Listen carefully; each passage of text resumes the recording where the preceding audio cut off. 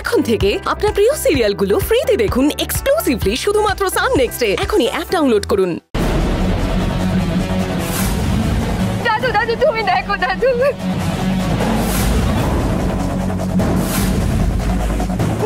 কামানি তোমরাও দেখো দেখো।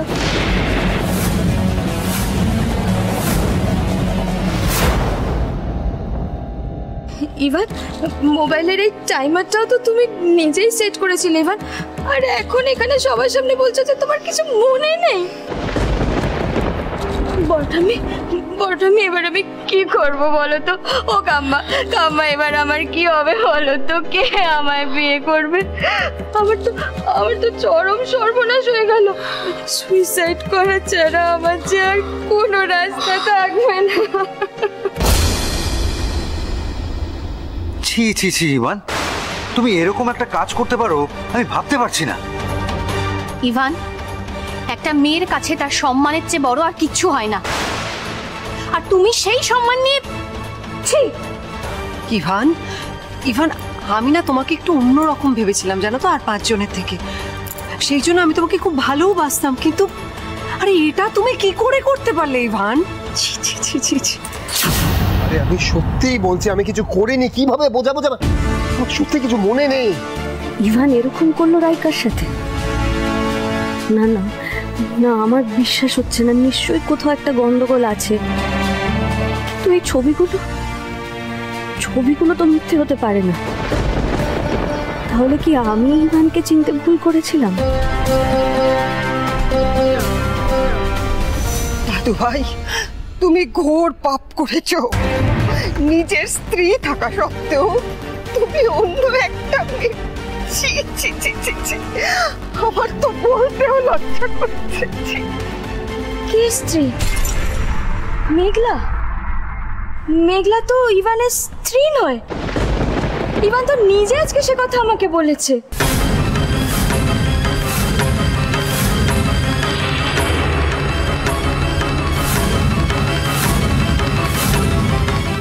এসব কি বলছো তুমি রাইকা? তোমাদের বিশ্বাস না হলে তোমরা নিজের কানেই শুনে নাও। বিয়ে হয়নি মানে মেঘলা তাহলে কে? হ্যাঁ, মেঘলা তোমার ওয়াইফ না? মানে তোমাদের সত্যি সত্যি বিয়ে হয়নি? ম্যারিড? কে ম্যারিড? দিবান সান্যাল না, দিবান সান্যাল বিয়ে? নো বিয়ে।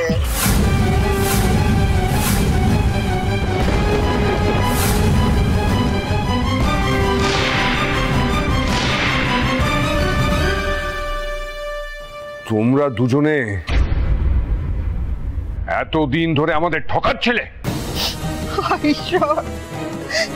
এই দিন দেখার জন্য তুমি আমাকে বাঁচিয়ে রেখেছিলে। মেঘলা, এটা তোমরা কি করে করলে? আমি না জাস্ট ভাবতেও পারছি না, এতদিন ধরে তোমরা দুজনে মিলে স্বামী স্ত্রীর অভিনয় করে গেছো। ওরা স্বামী স্ত্রীর মতন থাকতো না, এ কথা ইভানই আমাকে বলেছে। ভগবান, আর কি কি যে শুনতে হবে আমাকে। এই এত বড় অনাচার দেখার জন্যই কি আমি বেঁচেছিলাম? এই মেয়েটাকে আমি কি বলে সান্ত্বনা দেব? ওর তো কোনো দোষ নেই। দাদু ভাই, আমাকে একটা কথা সত্যি করে বলো তো, তোমার সাথে মেঘলার কি কখনো স্বামী স্ত্রীর সম্পর্ক হয়েছিল?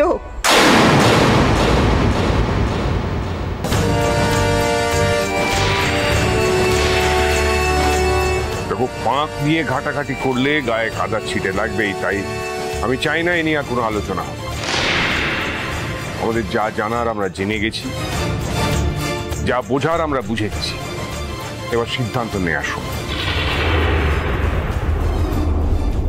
ইভান আর মেঘলা যেহেতু বিবাহিত নয় এবং স্বামী স্ত্রীর মতো একসঙ্গে থাকিনি, তাই আমার মত হচ্ছে ইমিডিয়েটলি মেঘলাকেই বাড়ি ছেড়ে চলে যেতে হবে।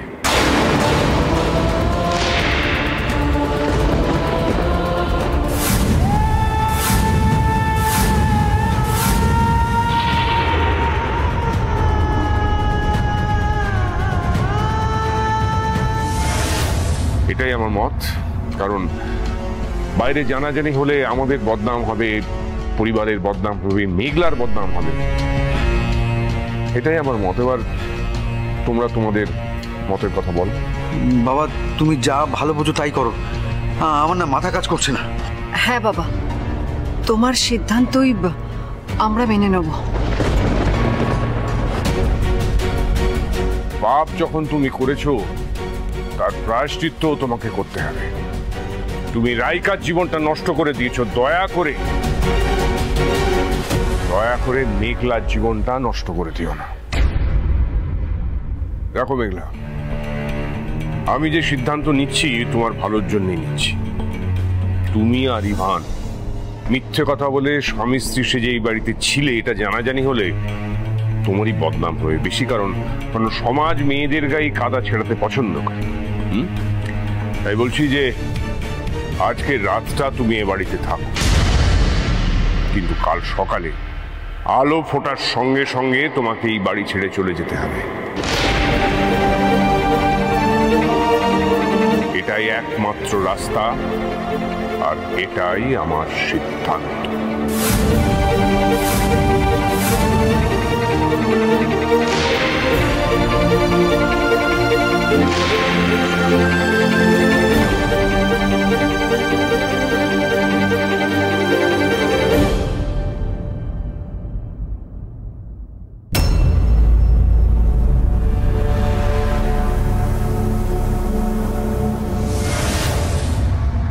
সবটাই তো শুনলে মা।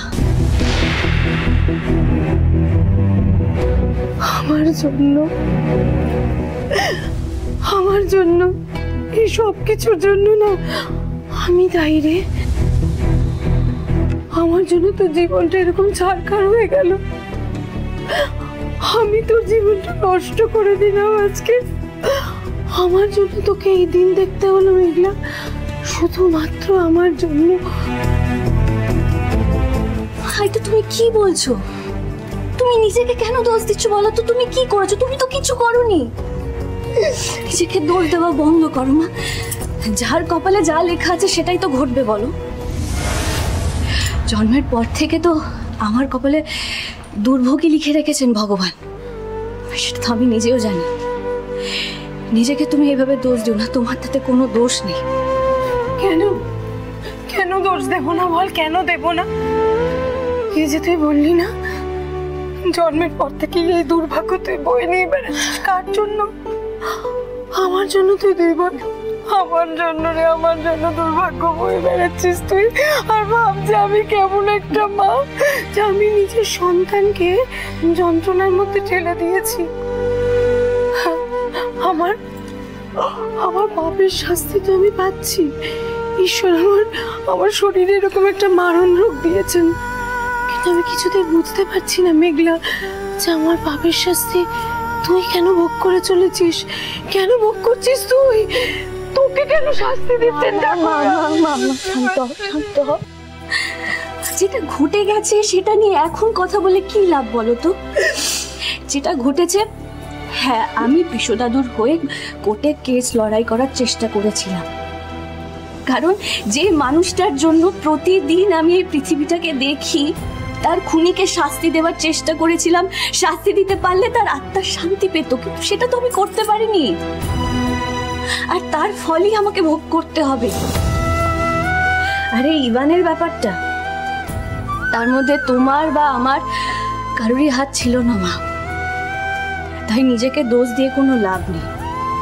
দেখো এদিকে তাকো, আমার দিকে তাকো। তুমি যদি আরেকবার নিজেকে দোষ দাও না, আমি কিন্তু এক্ষুনি এখান থেকে চলে যাবো। চলে যাওয়ার কথা বলিস না মেঘলা, আমার কেমন ভয় করে। আমাকে ছেড়ে তুই কোথাও যাবি না, আমাকে ছেড়ে কোথাও যাওয়ার কথা বলিস না মেঘলা। যাবো না, আমি তোমাকে ছেড়ে কোথাও যাবো না, কোথাও যাওয়ার কথা বলবো না, ঠিক আছে? শোনো, কিন্তু মা আমাকে তো কাল এই বাড়ি ছেড়ে চলে যেতে হবে। তুমি তো শুনলে অলোকের সান্যাল সবার সামনে ঘোষণা করে দিয়েছেন যে আমাকে এই বাড়ি থেকে চলে যেতে হবে। এমনিতেও জানো তো আমি এই বাড়িতে থাকতাম না। কিসের জন্য থাকবো বলো? কোন অধিকারীকে থাকবো আমি এখানে? থাকবো না। তোকে চলে যেতে হবে মানে? হ্যাঁ, তোকে চলে যেতে হবে মানে কি? তুই একা যাবি নাকি? তোর মা তোর সঙ্গে যাবে। আমি তোকে ছাড়া এ বাড়িতে থাকবো না মেঘলা, তুই বোঝার চেষ্টা কর। আমি কোন অধিকারী থাকবো এ বাড়িতে? কোন অধিকারী? না না, তুমি আমার মা হিসেবে বাড়িতে থাকবে।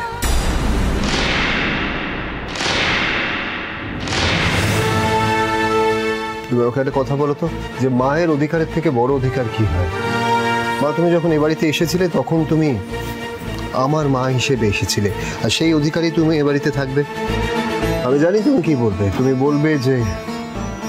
বলবে যে তুমি আমাকে জন্ম দাওনি, তুমি আমাকে পৃথিবীতে আনোনি মা, কিন্তু আমি তো তোমার কাছে বড় হয়েছি, তোমার এই হাত ধরে আমি হাঁটতে শিখেছি মা। সারা জীবন সেটাই থাকবে, সারা জীবন তুমি আমার মাই থাকবে। তাই জন্য এই বাড়িতে যা যা অধিকার আমার আছে, সে প্রত্যেকটা অধিকার তোমারও আছে। নেই, মুখে জোর দিয়ে বলে না অধিকার প্রতিষ্ঠা করা যায় না ইভান। এই বাড়ি, সম্পত্তি, ব্যবসা, এগুলো সব তোর, শুধুই তোর। সেখানে কোথাও আমি নেই ইভান, আমি কোথাও নেই। যেদিন এসেছিলাম না এ বাড়িতে, তখনকার সাথে এখনকার পরিস্থিতি একদম আলাদা, বিশ্বাস কর। কেন বলতো? কেন বলতো? কারণ সেদিন আমি জানতাম যে তুই আমার ছেলে। আর এখন আমার তোকে চিনতে খুব কষ্ট হচ্ছে, আমার ভাবতে কষ্ট হচ্ছে যে আমি তোকে বড় করেছি। তুই যা যা করেছিস না ইভান, আমার ভীষণ ঘেন্না হচ্ছে, নিজের প্রতি নিজের ঘেন্না। এই শিক্ষা আমি তোকে দিয়েছি ইভান, এই শিক্ষা। তোমার বিশ্বাসে আমি এটা করেছি না? তুমি তাকাও, তাকাও আমার দিকে, আমার চোখের দিকে তাকিয়ে বলো, তোমার বিশ্বাস হয় যে তোমার ছেলে এই কাজটা করতে পারে? এটা তোমার বিশ্বাস হয়? বিশ্বাস অবিশ্বাসে কিচ্ছু যায় আসে না ইভান। ওই মেয়েটা কিসব ছবি টবি দেখিয়েছে তো, আমি দেখিনি, ঠিক কথা, আমি দেখিনি। কিন্তু আমার মেয়ে দেখেছে, আর তোর বাড়ির লোকেরাও দেখেছে। তুই কি বলতে চাইছিস ইভান? তুই এটাই বলতে চাইছিস কি যে সবাই ভুল দেখেছে? সবাই? আমি জানি না যে কি হয়েছে আমার। আমি সত্যি বলছি, আমার মনে নেই। বিশ্বাস করো তোমরা, আমার মনে নেই। কিন্তু আমি তো নিজেকে চিনি মা, আমি নিজেকে চিনি। আর আমি নিজেকে যতটা চিনি, আমি জানি যে এই কাজটা আমি করতে পারি না। তুই যে কি পারিস আর কি পারিস না, সেটা আমার কাছে গুলিয়ে গেছে। যখন এই বাড়িতে এসেছিলাম, বা ধর যখন আসিনি, তখন আমি জানতাম যে আমার ইভান এটা পারে আর এটা পারে না। কিন্তু ইভান, এখন আমি কিচ্ছু জানি না রে। তুই যে কি পারিস আর কি পারিস না, আমি কিচ্ছু জানি না। তোর অনেক বদল হয়েছে ইভান, আর হবে নাই বা কেন? তোর এখন কত টাকা, কত বড় লোকের ছেলে তুই। আর বড় লোকের ছেলেরা তো যা খুশি তাই করতে পারে। তুই যে করিসনি, তার কি প্রমাণ বলতো যে তুই করিসনি? এই কথাটা তুমি আমাকে বলছো? এই কথাটা তুমি বলছো আমাকে? আমি কিছু বলতে চাইছি না তোকে, কিছুই বলতে চাইছি না, আর কিছু বলছিও না। তুই কেন কথা বাড়াচ্ছিস? তুই তো ইভান সান্যাল এখন। তোর কত সম্পত্তি, কত প্রতিপত্তি, বাপরে বাপ, কত টাকা পয়সা, কত বড় লোকের ছেলে তুই, যা খুশি করতে পারিস। কেন তুই শুধু শুধু অন্যের কাছে জবাবদিহি করবি? হ্যাঁ, কেন করবি? কেন? না, অন্য জবাবদিহি করবো কারণ তুমি আমার মা। আমি কেন জবাবদিহি করবো না? তোমার কাছে করবো না তো কার কাছে করবো বলো আমাকে? আমি তোর মা নই, আমার সাথে তোর কোনো রক্তের সম্পর্ক নেই।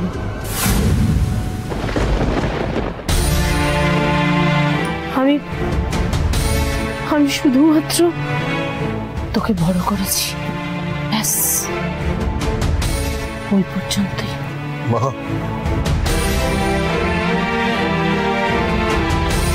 এছাড়া আর কিচ্ছু বলতে পারছি না ইভান, এখন কিচ্ছু না। ইভান, আমি না আমার এই মেয়েটার সাথে অনেক অন্যায় করেছি জানিস, অনেক কষ্ট দিয়েছি ওকে। তাই যে কটা দিন এই পৃথিবীতে আছি আমি ওর সাথে থাকতে চাই। আমার সমস্ত অন্যায় প্রায়শ্চিত্ত আমি এই কটা দিনই করতে পারবো না, কিন্তু ওর সাথে আমি একটু শান্তি পেতে চাই। এ বাড়িতে যখন ওর থাকার আর কোনো অধিকার নেই, ওকে বারণ করে দেওয়া হয়েছে, তখন আমিও আর এখানে থাকবো না। ও যেখানে যাবে আমি ওর সাথে চলে যাবো, ব্যাস। আমি না তোমাদের কাউকে কিছু বোঝাতে পারছি না।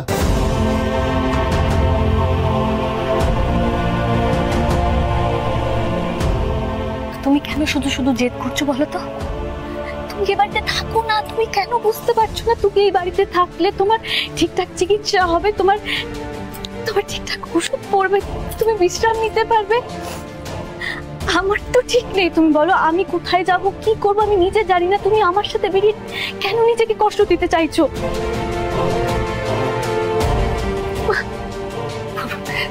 নিজের সন্তানের সঙ্গে থাকার চেয়ে বড় সুখ আর কিসে আছে রে? হ্যাঁ, কিসে আছে বলতো? তার কাছে কোনো কষ্ট নয়। এত বড় তো একটা পৃথিবী, সেখানে আমরা মা মেয়ে দুজনের জায়গা হবে না বল? ঠিক জুটে যাবে জায়গা, সব ব্যবস্থা হয়ে যাবে, তুই দেখিস। ভরসা রাখ। আমি সত্যি জানি না মা আমি কি করব। তুমি তো অসুস্থ, তোমাকে এইভাবে নিয়ে বেরিয়ে বাবা, ঈশ্বর আছেন তো মাথার উপরে, কেন ঘাবড়াচ্ছিস?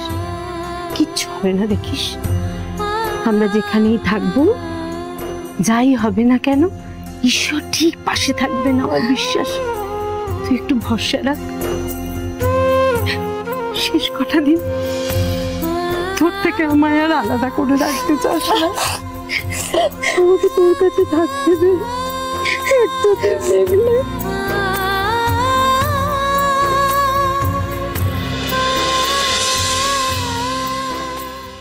আমার নিজের কানকেই বিশ্বাস হচ্ছে না।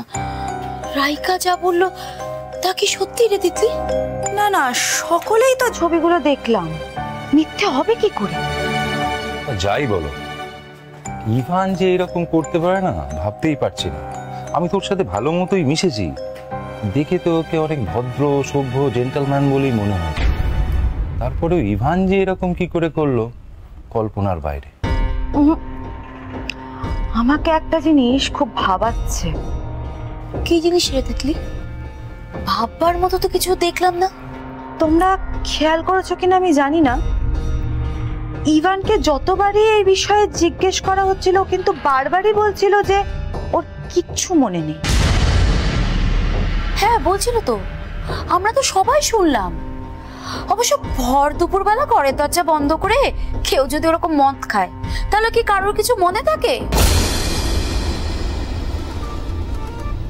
ও যখন কথা বলছিল ওকে দেখে তখন বেশ বোঝা যাচ্ছিল যে নেশা কিন্তু ও তখনও কাটেনি। ঠিক, একদম ঠিক। কিন্তু আমার কথা হচ্ছে ইভান আর রাইকা, মানে রাইকার কথা মতো ওরা দুজনেই ড্রিঙ্ক করেছিল। রাইকার তো কোনো নেশা হয়নি, ইভানের কি করে নেশাটা হলো? আর রাইকার যখন সুস্থ ছিল, মানে ড্রাঙ্ক ছিল না, তাহলে ওই বা ইভানকে আটকালো না কেন? হ্যাঁ, এটা তো ঠিক বলেছিস। এই কথাটা তো আমি খেয়াল করিনি একদম। মানে তুমি কি বলতে চাইছো যে রাইকা পুরো ব্যাপারটা প্ল্যান করে করেছে? এক্স্যাক্টলি। আমার কিন্তু এটাই মনে হচ্ছে কিছু, আমার এটাই মনে হচ্ছে যে পুরো ব্যাপারটা রাইকা নিজে হাতে করে সাজিয়েছে। এই জন্যই তো আমি এত কাম্মার ফ্যান। কাম্মা আমাকে একদম ঠিক ধরেছে। নিচে তোমরা এতক্ষণ যেটা শুনে এলে সেটা পুরোটাই আমার স্ক্রিপ্ট।